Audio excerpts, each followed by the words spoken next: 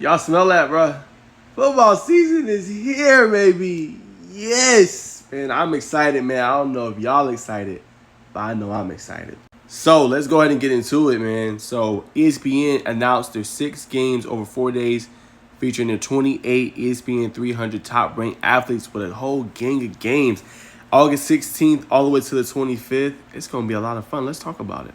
All right, so y'all know I'm from Georgia, so we got to start first and foremost with Georgia. Let's look at the first matchup. Carrollton Woodward Academy. Woodward Academy was the state champion runner-up. Going to have Landon Walker as a starting quarterback this year. They lost Lucas Farrington to Walton, but going to have Josiah Abdullah and Jerome Bettis Jr., 2 elite receivers here in the state of Georgia as the wide receiver targets for this upcoming year. No more London Merritt. He ended up leaving as well, going on to a new school. Was their former edge rusher as well, but a pretty good defense. This team is pretty good year in, year out. All right, next, you got Carrollton. Probably one of the more loaded teams in the state. When you think about Georgia, favorites, top of the rankings, you think Douglas County, then you think Carrollton. You also think Milton, who we'll talk about here in a second. Carrollton got Zealous Hicks, right, in the offseason. Peyton Zachary. And as I said, a starting 5, I think, at their positions. Ryan Mosley as well. And then Kamari Farmer, who's an underrated back that could do a little bit of everything. And they also got Dorian Barney from Peachtree Ridge. This might be one of the better secondaries you could think of here in the state, maybe even in the country.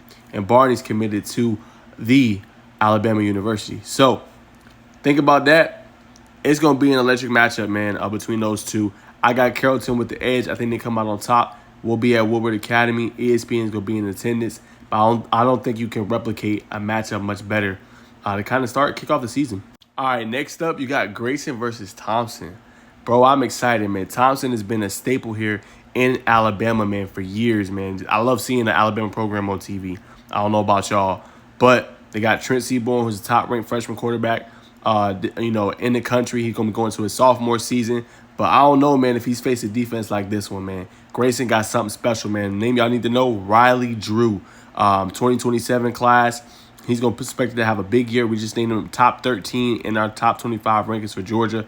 Kid is a stud. They also got Tyler Atkinson and Anthony Davis, the best linebacking duo in the state of Georgia, along with Jalen Bell, who's committed to Indiana. This defense flies around to the ball. They play physical, fast, tumultuous defense, man. This is going to be an electric matchup between these two. I'm glad they made this, surreal. I'm definitely going to be checking it out. Definitely going to be watching this one.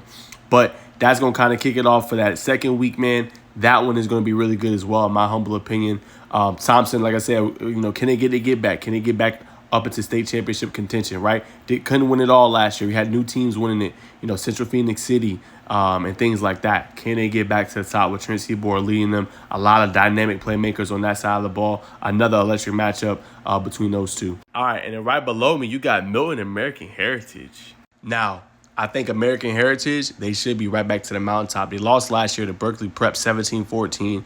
I believe it was in the quarter or semifinals last year, right? Bring back a lot of their team, right? Dia Bell, who's committed to Texas. He going to be in this game. Malachi Tony, who I've heard a lot about as well. Luis, as well as their running back. They got talent all over the field, man. But what I like about Milton is very technically sound on the defensive side of the ball. Got one of the most underrated linebacking cores with Hayden Tumania, A.J. Benton, and obviously Lester. They got some guys as well, man. I think the thing that's interesting to watch from Milton is the defensive line. Who's going to create the pressure for them this upcoming year? Will be Caleb Bell, Caleb Ellis. Who's going to come up big for them at the defensive line spot, especially after they lost DJ Rump, who's with DeSoto now.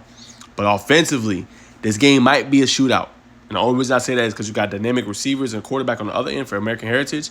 You got the same thing with Milton. Luke Nickel, Miami commit. C.J. Wiley, Florida State commit. Also got Ethan Barber, who is committed to Georgia. And they got a nice little slot receiver in Tristan Payne that can eat you up, eat you alive, man. So they got targets all over the field. And they got T.J. Lester, who can run the football. So Milton is dangerous. And Milton got guys that people don't even know about. Grant Hovland, who just got a Tennessee offer today, right? Ryan Gia, who's committed to Auburn. Whenever you look at this Milton team, they got dudes all over the field, man. So I'm like, man, when you think about this game, get your popcorn ready, bro. Week 2 for Milton. That'll be the second game after Buford. Get your popcorn ready, man. I don't think it gets much better than that on a Friday night, August 23rd. Woo-wee. Man, hey, all I'm going to say is y'all set y'all DVRs. If you ain't got no DVR, get YouTube TV, man, and go ahead and set that. Now, another good one, obviously, that Saturday, which would be a lot of fun. I think they're all playing in that same Florida Classic. Bishop Gorman versus St. Thomas Aquinas. St. Thomas Aquinas is elite, bro. 14-1 last year, won it all, man. The defending state champion. They made back their quarterback Andrew Endorf. Only problem is they're gonna lose a lot of their playmakers, right? A lot of their dynamic playmakers last season were seniors. So it's going to be interesting to see how these young guys kind of come up for St. Thomas Aquinas. But it's a good team, man.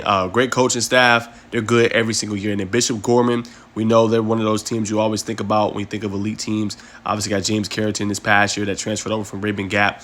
Really good team, man. I think they'll be up there. But I'm going to go with St. Thomas Aquinas with the upset on this one. I got them coming on top, winning that one. Then you got, I could change the screen. Then you got St. John Bosco, right? One of the storied programs right now in California. They've been winning. Ain't no team really been competing with them. Mater Days up there as well. But Chaminade Madonna, man, they another staple program, man, in Florida, man. If I had to roll with a prediction, I'm rolling with Chaminade Madonna with the upset win against St. John Bosco. I know a lot of people are going to be like, nah, you tripping. I'm rolling with them, man. I think they come out on top. Think it'll be a good game, but I'm rolling with them. Now, Baylor, man, is talented, right? They got Shakai Mills Knight, the running back, top 13 according to 247 Sports. And they also have Cameron Sparks, their athlete. So they got dudes offensively.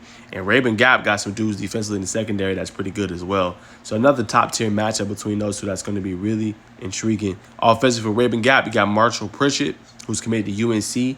They got also some dynamic playmakers as well, man. So like I said, I think ESPN, I give them a 10 for 10, man. These matchups are fantastic. They're airing on TV, man. You don't get much better. I know obviously some of them are unranked, but the unranked one on Sunday, I'm telling y'all, man, get your popcorn ready. Baylor got some guys. Also got Jimmy Bryson as well, the offensive lineman for them. That's pretty good.